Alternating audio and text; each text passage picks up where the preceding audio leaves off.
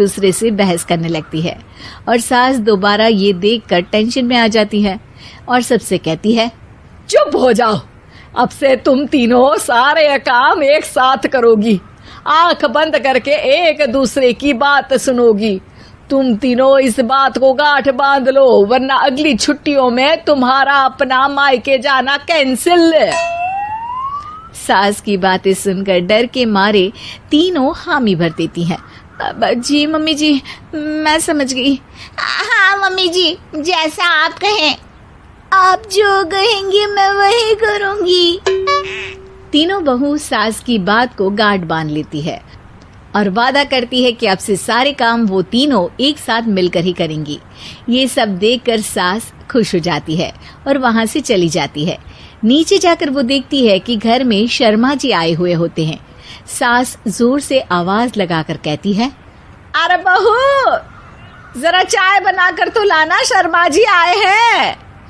सास की बात सुनकर तीनों बहू तुरंत किचन की ओर भागती है और चाय बनाना शुरू कर देती है। मुझे तो एकदम मसाले वाली कड़क चाय पसंद है, तो हम शर्मा जी के लिए मसाले वाली चाय ही बनाएंगे। अरे नहीं दीदी, गर्मी के मौसम में मसाला चाय कौन पीता है? मैं तो शर्मा जी के लिए इलायची वाली चाय ही बनाऊंगी। ये कैसी बात कर रही हैं आप दोनों? मेरी मम्मी ने सिखाया है कि मेहमान को ज्यादा दूध और शक्कर वाली चाय देनी चाहिए, वरना वो घर वालों को कंजूस समझते हैं। तो मैं तो शर्मा जी को ऐसी ही चाय दूंगी। तीनों बहुएं अपने अपने तरीके से चाय में शक्कर, मसाला, पत्ती सब डाल देती है। उबलने के बाद तीनों मिलकर चाय बाहर लेकर जाती है और शर्मा जी और सासू माँ को देती हैं। चाय पीने के बाद शर्मा जी सासू माँ को देखकर शर्मा जाते हैं और शर्मिंदा महसूस करते हैं कि आखिर उन्होंने चाय पीने के लिए हामी क्यों भरी। सासू माँ भी चाय पीना शुरू करती है और कहती हैं, अरे बहू, ये कैसी चाय बनाई है? चाय है या मीठे दूध की बासुंदी? हाँ, चाय अच्छी नहीं लगी क्या? कोई बात नहीं, हम पराठा बनाकर लाते हैं। चलो चलो अंदर। हाँ चलो। हाँ, आती हूँ मैं भी। नहीं, मेरा पेट चाय नहीं चौपट कर दिया, वही काफी है। पराठे से पोपट नहीं करवाना, मैं तो चलता हूँ। शर्मा जी चुपचाप पतली गली से निकल जाते हैं। अगले दिन सास बहुओं से कहती है, अरे बहू, जाओ जाके ऊपर के गेस्ट हाउस की सफाई कर दो। कल हमारे यहाँ मेरे दूर के रिश्तेदार आने वाले हैं, तो पूरे कमरे को चमका देना, समझी? तीनों बहू सास की बात को मानकर ऊपर सफाई करने चली जाती हैं और तीनों कमरे की सफाई चालू कर देती है। बड़ी बहू मकड़ी के जाले साफ करती है, तो बीच वाली झाड़ू लगाना और छोटी वाली सर्फ डालकर जमीन धोना शुरू कर देती है। अरे दीदी, जिठानी जी, अभी मैंने पूरी फर्श धोई और आप फिर से धूल नीचे गिरा रही हैं।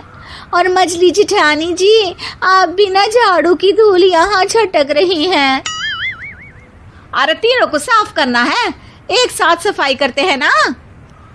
अरे वही तो, हम साथ साथ हैं, घर साफ साफ है। तीनों बहू ऐसे ही काम में उलझ जाती है और 2 घंटे तक एक ही कमरे की सफाई करती रहती है। बहुत देर से अपनी बहुओं को ना देखने के कारण सास ऊपर कमरे में उन्हें देखने जाती है, लेकिन कमरे में घुसती ही वो गीली फर्श पर फिसलने के कारण नीचे गिर जाती है। ओरी मोरी मैया, हड्डी मरोड़ के रख दी। आए, मेरी तो कमर ही टूट गई रे। तीनों बहुएं सास को उठाती हैं और बिस्तर पर सुला देती है। अरे मेरे हाथ पैर दर्द कर रहे हैं, दबा दो, आराम मिलेगा। हाँ जी माँ जी। अरे जी माँ जी, जी माँ जी।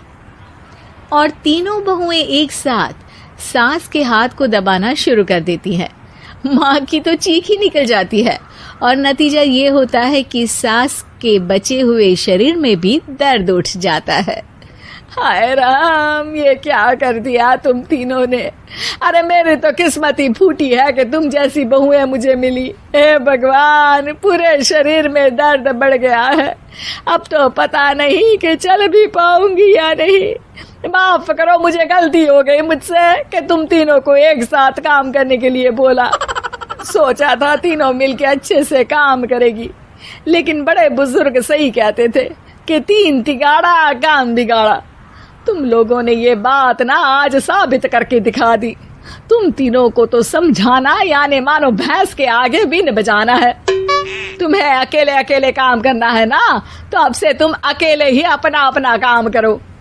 तीनों बहुएं वहां से जाने लगती है। अरे कहाँ जा रही हो?